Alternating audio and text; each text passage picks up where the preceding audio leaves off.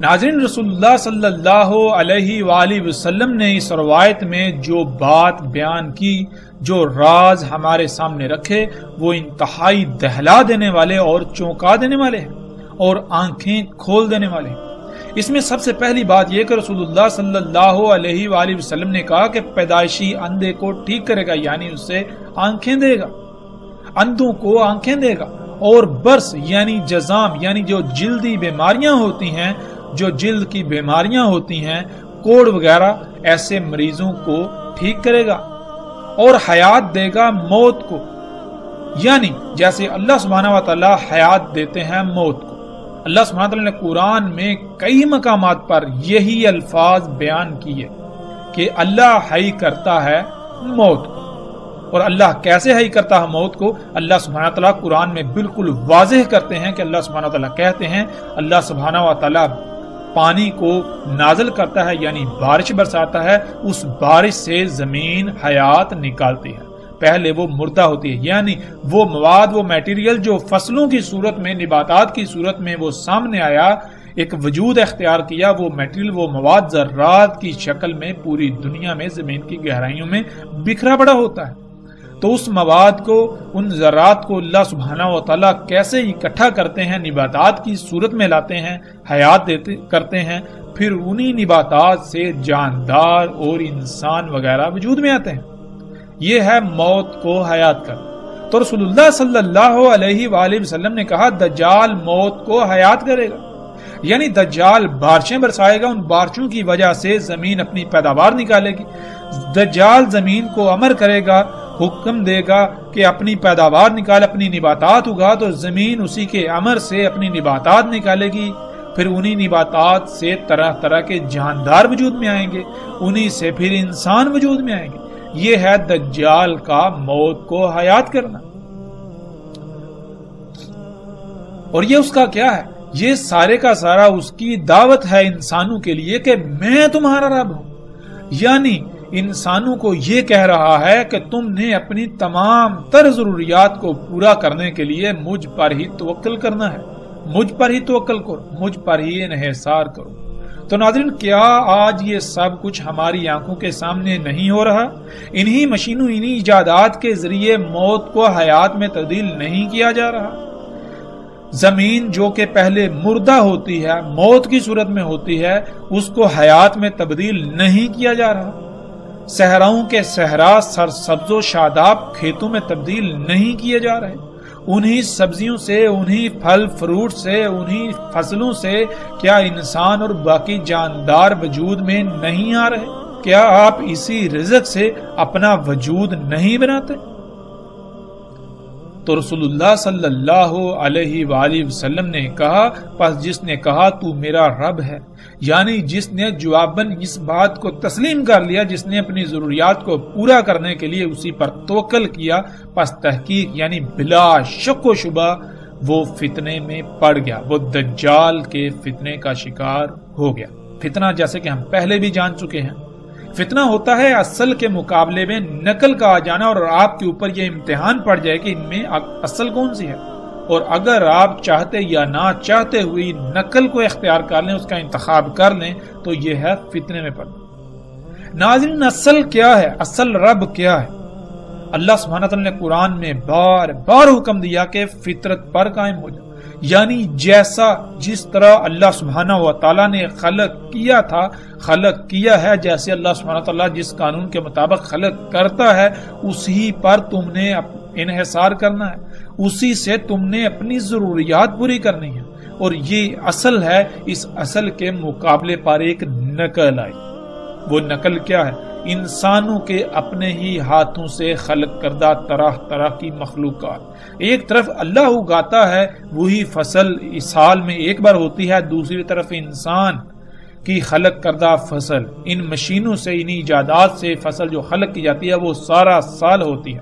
ایک طرف اللہ خلق کرتا ہے تو وہ ایک خاص موسم میں خلق کرتا ہے، تو دوسری طرف دجالی بیج، جینیٹیکلی موڈیفائڈ بیج، یہ دجال پوری دنیا میں ہر موسم میں خلق کرنے کی، خلق ہونے کی صلاحیت رکھتا ہے۔ یہ ہے اصل کے مقابلے میں نقل، یہ ہے فتنہ۔ اب انسانوں کے اوپر یہ امتحان ہے کہ وہ اصل کو اختیار کریں یا پھر نقل۔ تو یہ دجال، یہ نقل اتنی خوشنما ہے کہ اصل کے مقابلے پر یہ اصل کو بھی نقل ثابت کر رہی ہے۔ تو انسانوں کی اکثریت اسی دجل کا، اسی دھوکے کا شکار ہو چکی ہے۔ اور پھر رسول اللہ صلی اللہ علیہ وآلہ وسلم نے یہ کہا، جس نے کہا اللہ میرا رب ہے، یعنی جس نے اپنا توکل فطرت پر کیا، جس نے اپنی ضروریات فطرت سے پوری کی، جس نے اپنی ضروریات کو پورا کرنے کے لیے فطرت پر انحصار کیا، فطرت پر توکل کیا، اسی پر ڈٹ گیا، یہاں تک کہ اسی پر اس کی موت ہوئی، پس تحقیق کہ وہ بچا لیا گیا دجال کے فتنے سے، اور نہ ہی اس کے بعد اس پر کوئی فتنہ ہو۔ یعنی اس کے بعد بھی اس کو تمام تر فتنوں سے، جیسے کہ قبر کا فتنہ ہے، موت کا فتنہ ہے، پھر آخرت میں جس فتنے کا سامنا کرنا پڑے، ان تمام کے تمام فتنوں سے بلا شک و شبہ اس کو بچا لیا گیا، اور نہ عذاب ہوگا اس پر۔ عذاب ناظرین عربی میں کہتے ہیں سزا کو۔ اللہ سبحانہ وتعالیٰ نے اس کائنات کو ایسے خلق کیا، ایک پیچیدہ ترین مشین کی طرح، اس میں توازن قائم کیا۔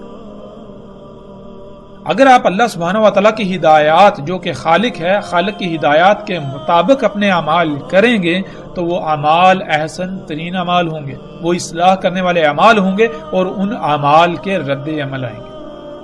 وہ رد عمل آپ کے لیے اللہ کی طرف سے انعام کہلائیں گے۔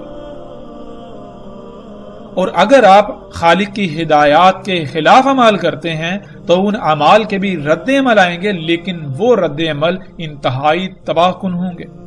تو وہ جو رد عمل ہوں گے وہ آپ کے لیے انعام کی بجائے عذاب، یعنی آپ کے اپنے ہی ہاتھوں سے کیے ہوئے اعمال کی وجہ سے ہلاکتوں کا سامنا، سزا کا سامنا کرنا پڑے گا۔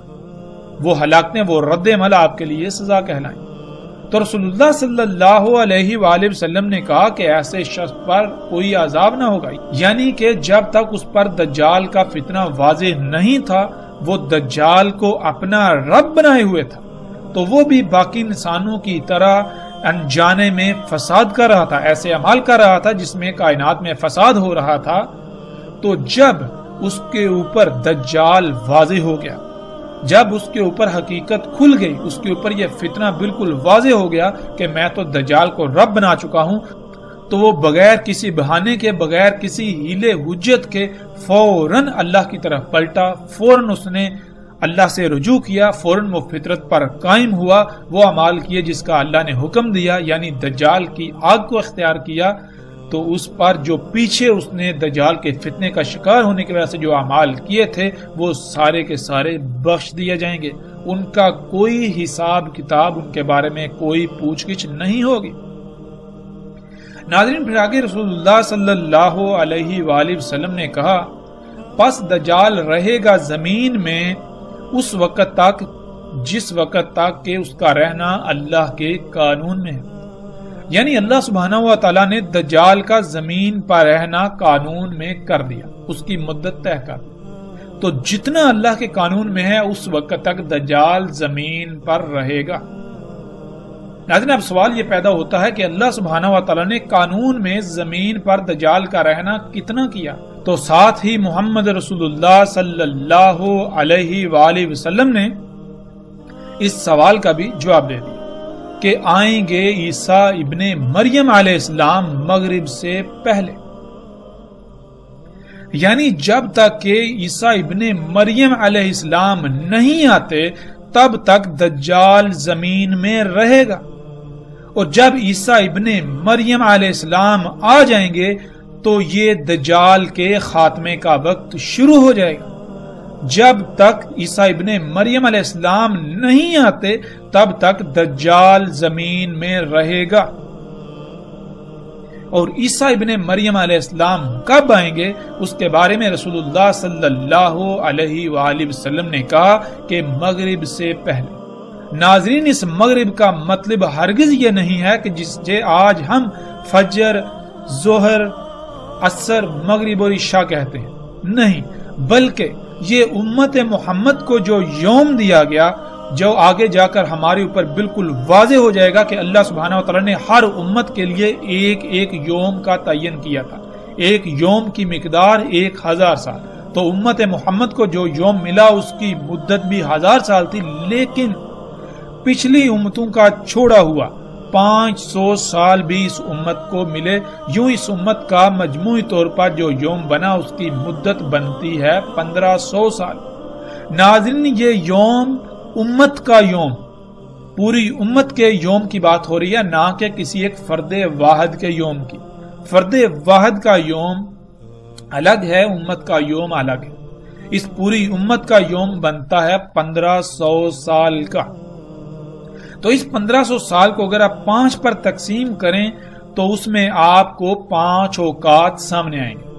ان میں سب سے پہلا وقت جو ہوگا وہ مغرب ہوگا، جو کہ آپ جانتے ہیں کہ اسلام میں دن کی ابتدا ہوتی ہے، یوم کی ابتدا ہوتی ہے مغرب سے، سورج کے غروب ہو جانے سے۔ سورج کا غروب ہو جانا یوم کا آخر ہوتا ہے، یوم کا اختتام ہوتا ہے۔ مغرب پہلا وقت، عشاء دوسرا وقت، فجر تیسرا وقت، ظہر چوتھا وقت اور عصر اس یوم کا 5واں اور آخری وقت ہے۔ تو عیسیٰ ابن مریم علیہ السلام عصر کے وقت آخر میں، جبکہ عصر کا وقت بھی ختم ہونے والا ہوگا، اس وقت آئیں گے گویا کہ اب مغرب ہونے ہی والی ہے، یعنی کہ یوم کا بالکل خاتمہ ہونے والا ہے۔ اس وقت عیسیٰ ابن مریم علیہ السلام آئیں گے۔ اور پھر رسول اللہ صلی اللہ علیہ وآلہ وسلم نے کہا کہ عیسیٰ ابن مریم علیہ السلام تصدیق کریں گے محمد علیہ السلام کے ساتھ، یعنی عیسیٰ ابن مریم علیہ السلام محمد رسول اللہ صلی اللہ علیہ وآلہ وسلم کی ہی تمام باتوں کی تصدیق کریں گے، انہی ہی کی باتوں کے ساتھ، کہ جس کو آج تم اپنے لیے مسیحا سمجھتے ہو، یہ مسیحا نہیں ہے، یہ دجال ہے۔ دیکھو، محمد رسول اللہ صلی اللہ علیہ وآلہ وسلم نے آج سے 14 صدیاں قبل اس کو دجال کہا۔ آج جن اشیاء کو تم اپنے لیے مسیحا سمجھتے ہو، اپنے لیے فائدہ سمجھتے ہو، وہ تمہارے لیے فائدہ نہیں ہے، وہ تمہارے لیے مسیحا نہیں ہے، یہ سب دجال ہے، یہ سب دھوکہ ہے۔ تم اس دجل کا شکار ہو چکے ہو، تم نے اس کو اپنا رب بنا لیا ہوا ہے۔ اور جیسا کہ ہم نے شروع کی ایک ساتھ میں بھی رسول اللہ صلی اللہ علیہ وآلہ وسلم کے ان الفاظ کو سامنے لایا تھا کہ رسول اللہ صلی اللہ علیہ وآلہ وسلم نے کہا تھا کہ میں تمہیں دجال کے بارے میں سب کچھ بیان کر چکا، وہ جتنی بھی جیسی بھی جو بھی ایجادات ہوں گی، جو بھی واقعات ہوں گے، جو بھی حادثات ہوں گے، سب کے بارے میں تفصیل کے ساتھ ہر پہلو سے کھول کر بتا چکا۔ لیکن اس کے باوجود مجھے یہ یقین ہے کہ یہ ممکن ہی نہیں کہ وہ تمہاری عقلوں میں آ جائے، یعنی کہ تم اسے رب بنا لو گے۔ تم دجال کے بارے میں طرح طرح کی کہانیاں گھڑ کے دجال سے ہی غافل ہو جاؤ گے۔ دجال کی حقیقت کو پسے پش ڈالتے ہوئے دجال کو اپنا رب بنا لو گے اور اس راز کو آ کر کھولیں گے واحد ایک ہی شخصیت، اور وہ کون ہوں گے؟ وہ عیسیٰ ابن مریم علیہ السلام آئیں گے۔ اور پھر رسول اللہ صلی اللہ علیہ وآلہ وسلم نے کہا کہ عیسیٰ ابن مریم علیہ السلام ہی ان کی ملت پر ہوں گے، یعنی رسول اللہ صلی اللہ علیہ وآلہ وسلم نے یہ بالکل واضح کر دیا کہ اس وقت دنیا میں واحد عیسیٰ ابن مریم علیہ السلام وہ شخصیت ہوں گے جو محمد علیہ السلام کی ملت پر ہوں گے، جو ابراہیم علیہ السلام کی ملت پر ہوں گے۔ پس قتل کریں گے دجال کو، پھر اس میں کچھ شک نہیں، جو ہے وہ ساتھ کا قیام ہے۔ یعنی رسول اللہ صلی اللہ علیہ وسلم نے پھر یہ بتایا کہ عیسیٰ ابن مریم علیہ السلام دجال کو قتل کریں گے۔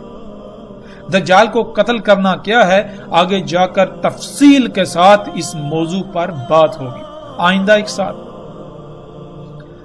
لیکن جو آگے ہے وہ یہ ہے کہ رسول اللہ صلی اللہ علیہ وآلہ وسلم نے کہا کہ جب عیسیٰ ابن مریم علیہ السلام آ کر دجال کو قتل کر دیں گے تو اس کے بعد صرف ایک ہی شے باقی رہ جائے گی، وہ کیا ہے؟ وہ ہے سات کا قیام، یعنی دنیا میں انسانوں کا خاتمہ۔ ایک آخری عظیم زلزلہ آئے گا جو زلزلہ پوری دنیا کے تمام انسانوں کو اپنی لپیٹ میں لے لے گا۔ دنیا میں کوئی ایک انسان بھی نہیں بچے گا کہ جو اس زلزلے کی لپیٹ میں نہ آئے اور ہلاکت کا شکار نہ ہو۔ ناظرین، ویسے تو ہم عیسیٰ ابن مریم علیہ السلام پر جو اس امت میں آئیں گے تفصیل کے ساتھ آگے آئندہ ایک ساتھ میں اسی موضوع کے تحت بات کریں گے اور ہر لحاظ سے بات کریں گے، ایک ایک پہلو کو کھول کر بیان کریں گے۔ دجال کا قتل ہونا کیا ہے، عربی کا لفظ قتل ہے، قتل کا معنی کیا ہے، ہم اس کے اوپر تفصیل سے بات کریں گے۔ قتل کے معنی عموماً کسی کی جان لے لیے کے کر دیے جاتے ہیں، جو کہ بالکل غلط معنی ہے۔ قتال عربی میں کہتے ہیں لڑائی کرنے کو۔ اب لڑائی زبان سے بھی ہوتی ہے، الفاظ سے بھی ہوتی ہے، لڑائی ہتھیاروں سے بھی ہوتی ہے، لڑائی ہر محاذ پر ہوتی ہے، لڑائی نظریات کی بھی ہوتی ہے۔ تو کس لڑائی سے آپ کسی کو شکست دیتے ہیں وہ شکست عربی میں قتل کہلاتی ہے۔ اگر آپ جسمانی طور پر کسی شخص کے ساتھ یا کچھ شخصیات کے ساتھ لڑائی کرتے ہیں تو اس میں یقینی طور پر جس کی شکست ہوگی اس کو ہم عربی میں قتل کہیں گے، یعنی اس کی جان چلی جائے گی۔ اسی طرح اگر آپ کسی نظریے کے خلاف قتال کرتے ہیں یعنی لڑائی کرتے ہیں، عربی میں قتال لڑائی کو کہا جاتا ہے، نہ کہ گردنے مارنے کو۔ قتال کہتے ہیں لڑنے کو۔ اب اگر آپ کسی سے نظریات کے خلاف لڑتے ہیں، اگر آپ کی جنگ نظریات و عقائد کے خلاف ہے، اگر آپ کی جنگ کسی اور موضوع پر ہے، کسی اور لحاظ سے ہے، تو اسی لحاظ سے جو آپ لڑائی کریں گے وہ عربی میں قتال، اور جو سامنے والے کو یا دشمن کو جو شکست ہوگی وہ قتل کہلاتا ہے۔ لیکن اس پر تفصیل کے ساتھ ہر پہلو سے جو بات ہوگی وہ آئندہ آنے والی ایک ساتھ میں۔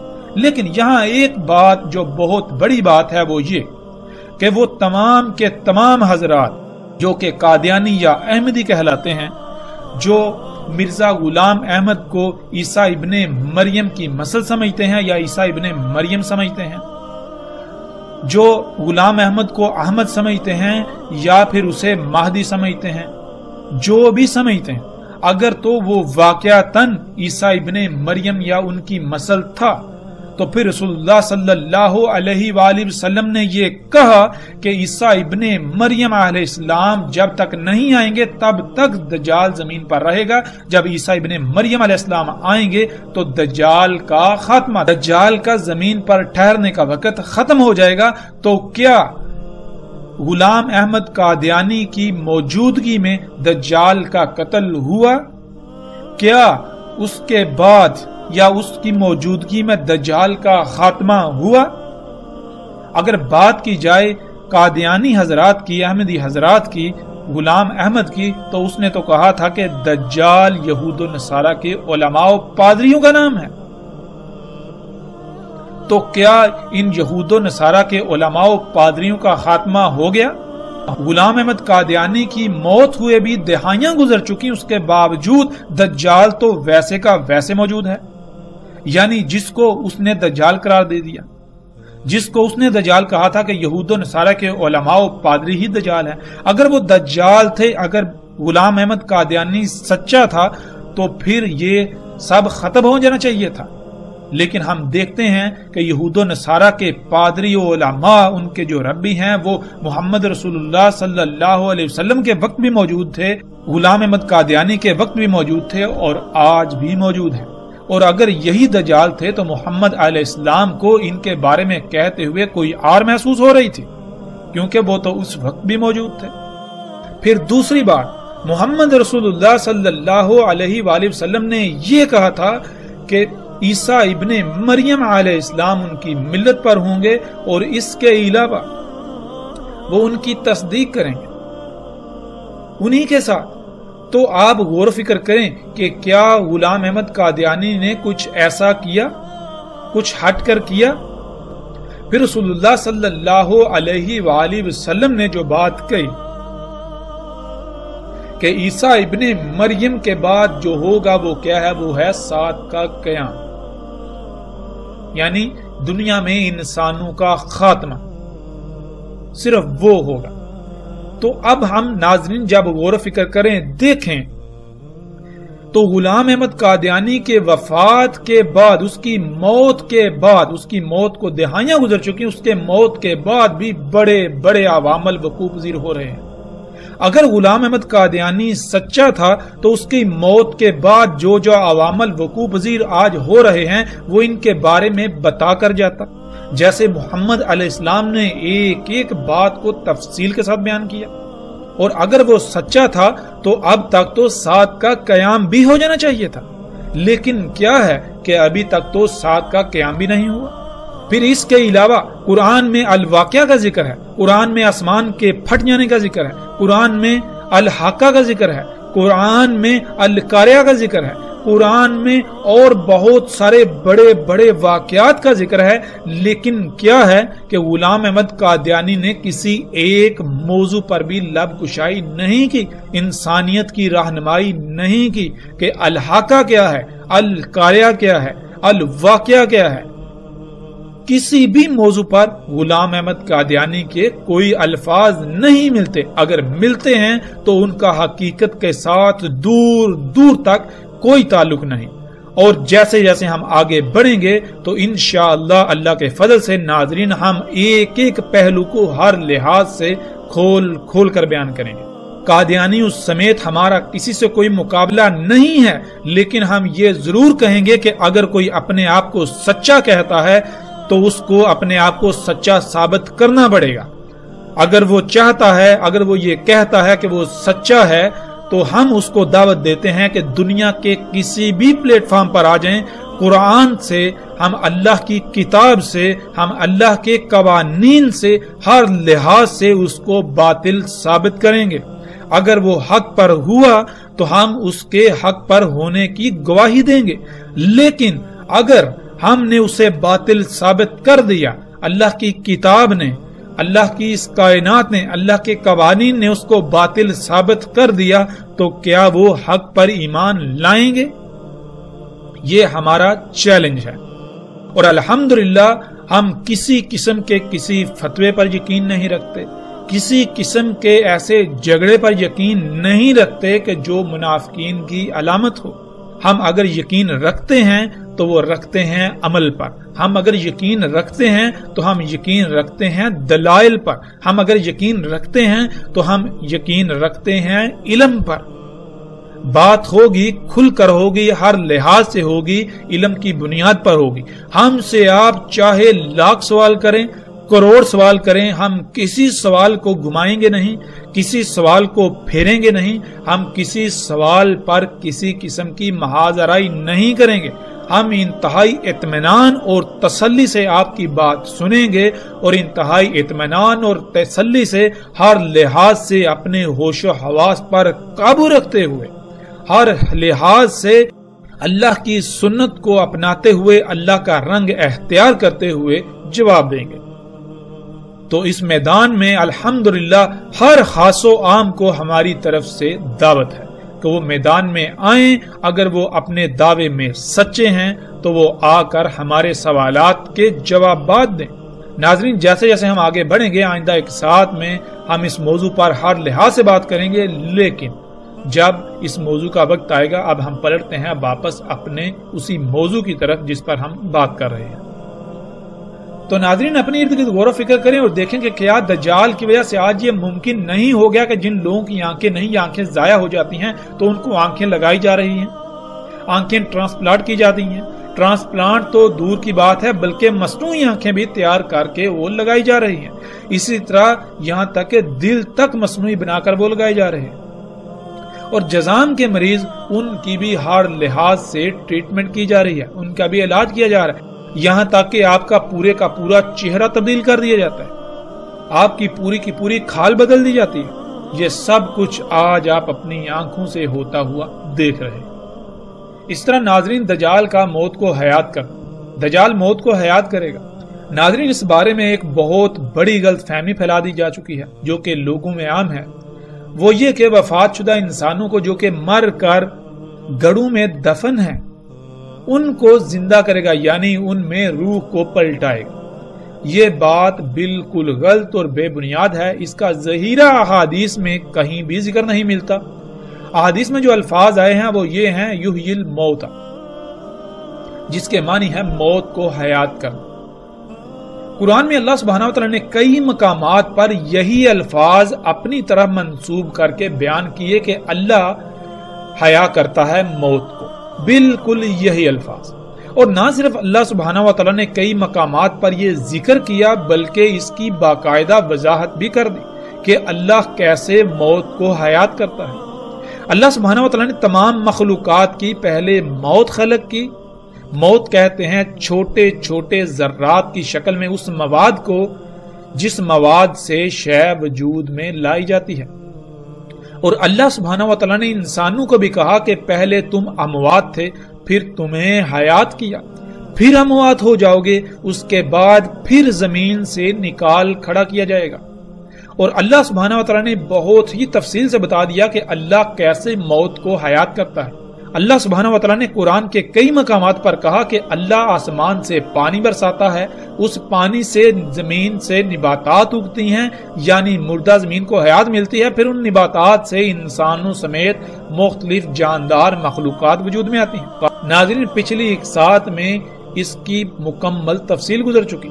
بالکل اسی طرح دجال بھی موت کو حیات کرے گا، یعنی وہ بارشیں برسا کر نباتات اگائے گا، وہ طرح طرح کی اشیاء سے، ادویات سے، کیمیکل سے، کھادوں سے، زمین سے نباتات اگائے گا، ان نباتات سے مخلوقات وجود میں آئیں گی، انہی سے انسان بھی وجود میں آئیں گے۔ اور یہ آج سب کچھ ہماری آنکھوں کے سامنے ہو رہا ہے، اور یہ سب کچھ اسی ٹیکنالوجی سے، انہی ایجادات سے ممکن ہوا جن ایجادات کو انسان اپنے لیے مسیحا یعنی فائدہ مند سمجھتا ہے، اپنے لیے سہولتیں اور آسائشیں اور آسانیاں سمجھتا ہے۔ انہی ایجادات کے ذریعے مختلف طریقوں سے بارشیں برسائی جا رہی ہیں اور مردہ زمین کو حیات کیا جا رہا ہے۔ پھر آگے رسول اللہ صلی اللہ علیہ وآلہ وسلم نے کہا وَيَقُولُ لِلنَّاسِ أَنَا رَبُّكُمْ، اور کہے گا انسانوں کو کہ میں تمہارا رب ہوں، یعنی کہ جو کچھ میں اگا رہا ہوں، جو میں موت کو حیات کر رہا ہوں، تم اسی حیات سے اپنے وجود بناؤ، تم اسی حیات سے، انہی اشیاء سے اپنی ضروریات کو پورا کرو، تم مجھ پر ہی توکل کرو۔ تو ناظرین، آج کیا ہو رہا ہے؟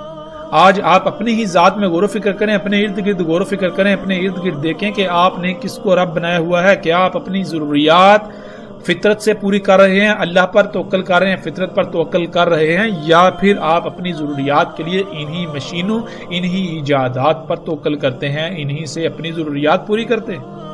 ذرا غور تو کیجئے کہ آپ دجال کو رب نہیں بنا چکے۔ ناظرین، وہ کون سی شے ہے جو آج آپ کو آپ کی تمام تر ضروریات خلق کر کے مہیا کر رہی ہے؟ ایک طرف اللہ ہے کہ جس نے فطرت، یہ مشین، یہ نظام بنا دیا کہ جس ذریعے سے تمہاری ضروریات خلق ہوں اور تم ان ضروریات سے اپنی زندگی گزارو، ان سے اپنی ضروریات پوری کرو، اور دوسری طرف یہ مشینیں ہیں انسان کے اپنے ہی ہاتھوں سے خلق کرنا، جن مشینوں کے ذریعے انسان کے لیے اس کی ضروریات خلق کی جا رہی ہیں۔ تو آپ کس پر انحصار کر رہے ہیں؟ کس کی خلق کردہ ضروریات سے، کس کی خلق کردہ اشیاء سے اپنی ضروریات کو پورا کر رہے ہیں؟ کس پر انحصار کر رہے ہیں؟ جس پر آپ انحصار کر رہے ہیں وہی تو آپ کا رب کہلائے گا۔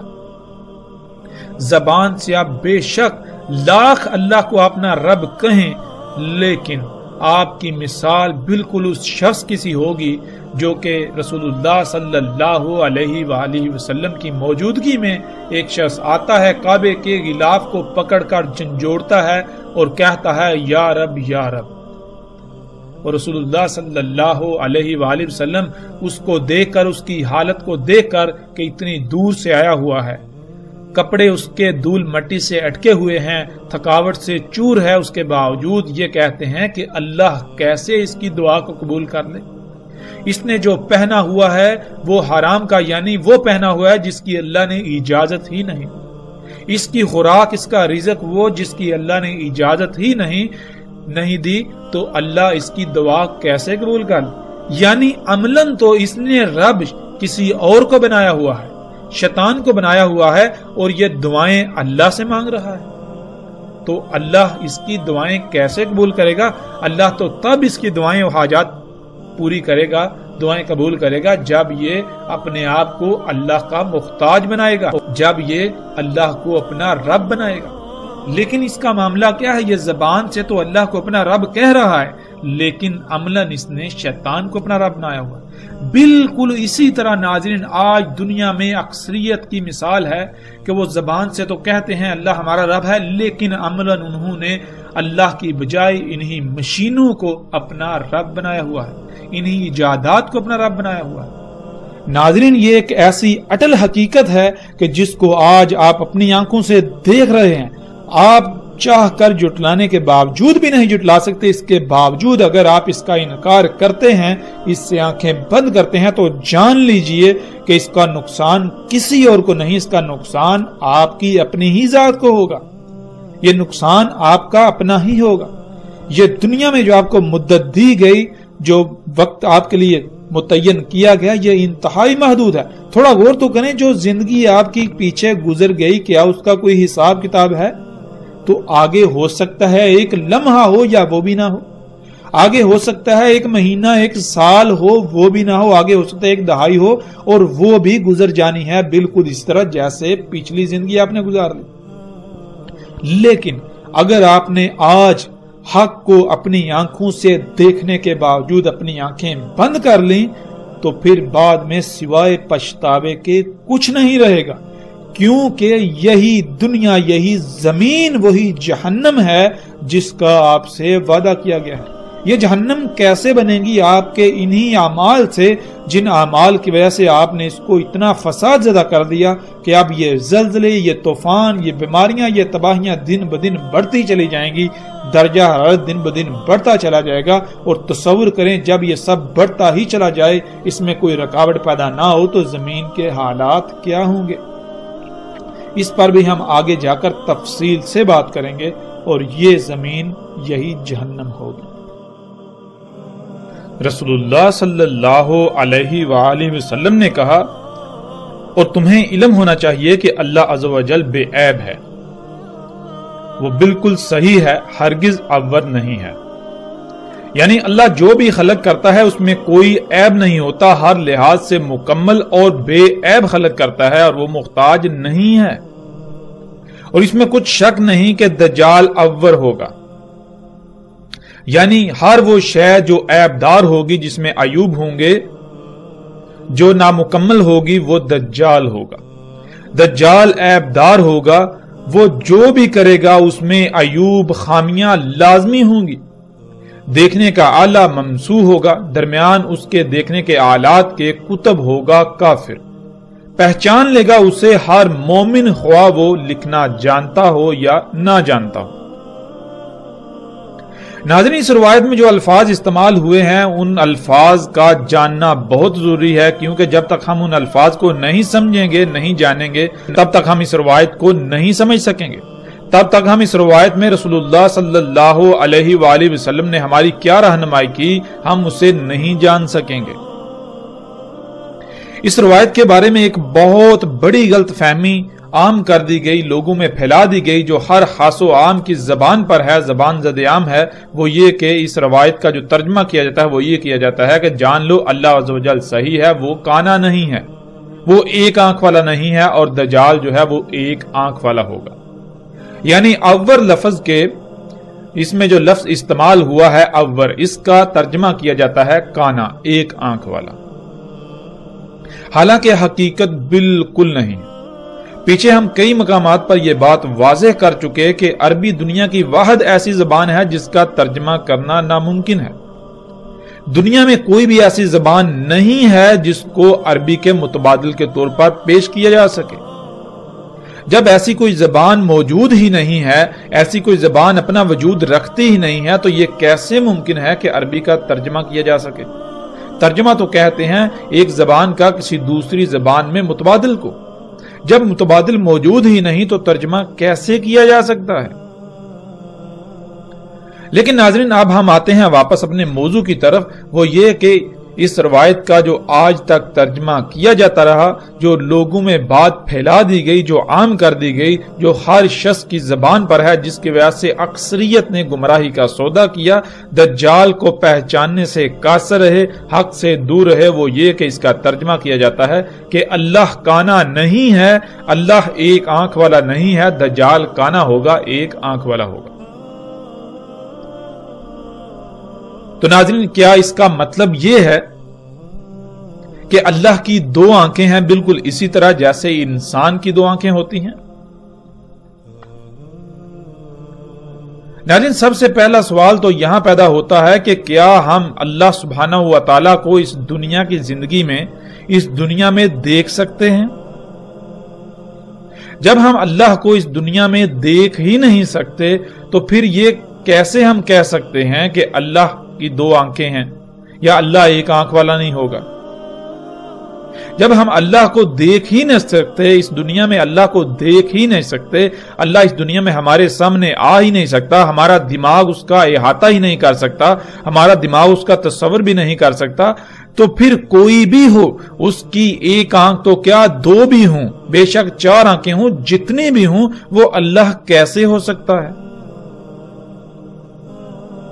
تو پھر یہ کہنا کہ تمہارا رب جو ہے وہ دو آنکھوں والا ہے اور دجال ایک آنکھ والا ہوگا، یہ بات بالکل بے معنی، بے وقت ہو جاتی ہے۔ جب ہم اس دنیا میں اللہ کو دیکھ ہی نہ سکتے تو کوئی بھی آ جائے، کوئی بھی آ جائے، جیسا جی چاہے آ جائے، وہ اللہ نہیں ہو سکتا۔ تو پھر یہ کہنا کہ اللہ دو آنکھوں والا ہے، اللہ ایک آنکھ والا نہیں اور دجال ایک آنکھ والا ہوگا، یہ بات بالکل بے معنی، انتہائی بے وقوفانہ اور انتہائی جاہلانہ۔ ناظرین، اصل بات کیا ہے اور حقیقت کیا ہے؟ حقیقت یہ ہے کہ اس روایت میں جو لفظ استعمال ہوا وہ لفظ ہے عور، اور عور کہتے ہیں کسی بھی شے کا ایک ہی پہلو دیکھ پانا۔ اللہ سبحانہ و تعالیٰ نے قرآن میں واضح یہ کہا کہ اللہ سبحانہ و تعالیٰ نے ہر شے کا اس سے جوڑا خلق کیا، ہر شے کے دو پہلو ہیں۔ اللہ عز و جل جو ہے وہ صحیح ہے، اس کے لیے عور ہونا نہیں ہے۔ مطلب کیا ہے کہ اللہ سبحانہ و تعالیٰ جو کچھ بھی خلق کرتا ہے وہ دونوں پہلوں سے مکمل خلق کرتا ہے، وہ جو کچھ بھی خلق کرتا ہے وہ بے عیب خلق کرتا ہے، اس کی ہر شے میں حمد ہی حمد ہوتی ہے، لیکن دجال عور ہوگا، یعنی وہ سب کا سب دجال ہوگا جو ایک پہلو سے تو مکمل نظر آئے گا لیکن دوسرے پہلو سے نامکمل ہوگا، یعنی جس میں سائیڈ ایفیکٹس ہوں گے۔ اور اسی طرح دجال جو بھی خلق کرے گا وہ ایک ہی پہلو دیکھ پائے گا، ایک ہی پہلو سے دیکھ کر مکمل خلق کر پائے گا، دوسرے پہلو سے یکسر نامکمل خلق ہوگی۔ وہ خلق، وہ شے، جو شے بھی وجود میں آئے گی اس میں عیوب ہوں گے، اس میں خامیاں ہوں گی، اس میں کجیاں ہوں گی، اس میں کوتاہیاں ہوں گی، اس میں لاپرواہیاں ہوں گی، وہ شے دونوں پہلوں سے مکمل نہیں ہوگی۔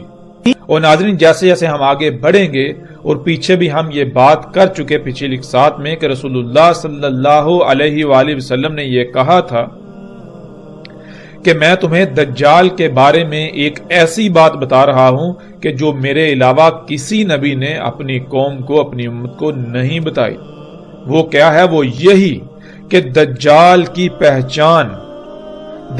کی پہچان کے لیے تمہارے لیے جو میں رہنمائی کر رہا ہوں تمہاری، وہ یہ ہے کہ دجال عور ہوگا اور اللہ عز و جل عور نہیں ہے۔ اور انتہائی افسوس اور دکھ کی بات یہ ہے کہ وہ شے، وہ بات جس سے دجال کو پہچانا جا سکتا تھا، اسی کو چھپا دیا گیا۔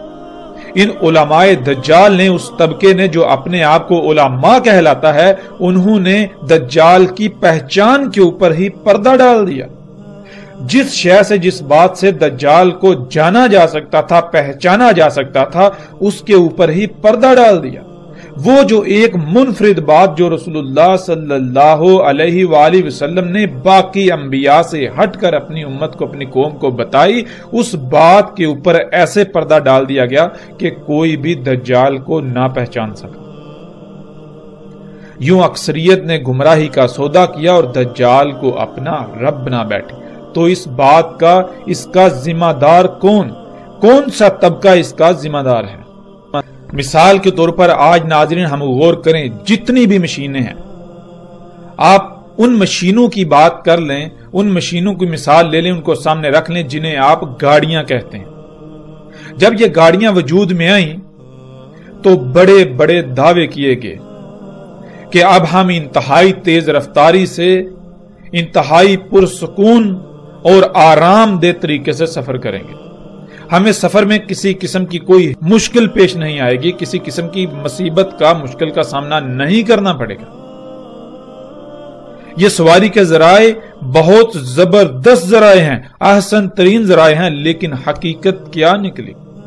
جب انسان نے ان سواری کے ذرائع کو خلق کیا، یہ سواری کے ذرائع وجود میں آئے، یہ سواری کے ذرائع دیکھنے میں تو انتہائی شاندار ہیں، عالی شان ہیں، بہترین نظر آتے ہیں، آسان ترین نظر آتے ہیں، ان سے سہولت و آسانی انتہا درجے کی حاصل ہوتی ہے، لیکن حقیقت کیا ہے؟ اس کا دوسرا پہلو وہ کوئی بھی نہ دیکھ سکا، اس کا دوسرا پہلو کسی کے سامنے ہی نہ آیا۔ جب ان کو خلق کیا گیا تو ان کو ایک پہلو دے کر خلق کیا گیا، دوسرے پہلو سے انسان یکسر غافل رہا، بالکل اندھا رہا۔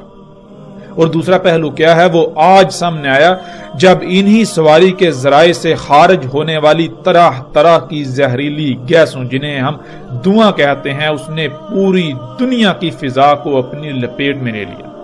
پوری دنیا کی فضا، یہ جو پہلا آسمان ہے جس میں ہم سانس لیتے ہیں، یہ ان طرح طرح کی زہریلی گیسوں سے بھر چکا، جس سے طرح طرح کی مصیبتیں، بیماریاں، تکالیف کا پوری دنیا کے انسانوں کو سامنا کرنا پڑ رہا ہے۔ پوری دنیا میں لاکھوں نہیں بلکہ ہر سال کروڑوں کی تعداد میں انسان انہی دھوئیں کی وجہ سے، انہی طرح طرح کی زہریلی گیسوں کی وجہ سے موت کا شکار ہو رہے ہیں۔ کوئی ایک شخص بھی ایسا آپ کو نہیں ملے گا ان معاشروں کا رہنے والا کہ جو اس دھوئیں سے متاثر نہ ہو، جو کسی نہ کسی بیماری کا شکار نہ ہو اسی دھوئیں کی وجہ سے۔ لیکن اس کے مقابلے میں ناظرین، اللہ سبحانہ وتعالی نے انسان کی ضرورت، انسان کی اس حاجت کے لیے سواری کے ذرائع خلق کی۔ وہ کون سے ہیں؟ وہ ذرائع جنہیں ہم گھوڑا، گدھا، اونٹ وغیرہ کے نام سے جانتے ہیں۔ اللہ سبحانہ وتعالی نے وہ ہماری ضرورت کے لیے خلق کی۔ بلا شک و شبہ ان ذرائع کی رفتار انسان کے خلق کردہ ذرائع سے کئی گنا کم ہے، وہ سست رفتار ہیں، لیکن وہ دونوں لحاظ سے مکمل، احسن اور پرفیکٹ ہیں، ان میں کسی قسم کا کوئی عیب نہیں۔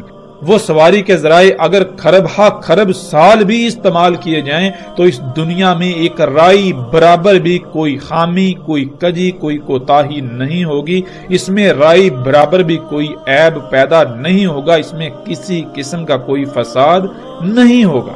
لیکن انسان نے جو سواری کے ذرائع خلق کیے، ایک صدی سے تھوڑا ہی عرصہ اوپر ہوا ہے کہ پوری دنیا کا نظام درہم برہم کر دیا۔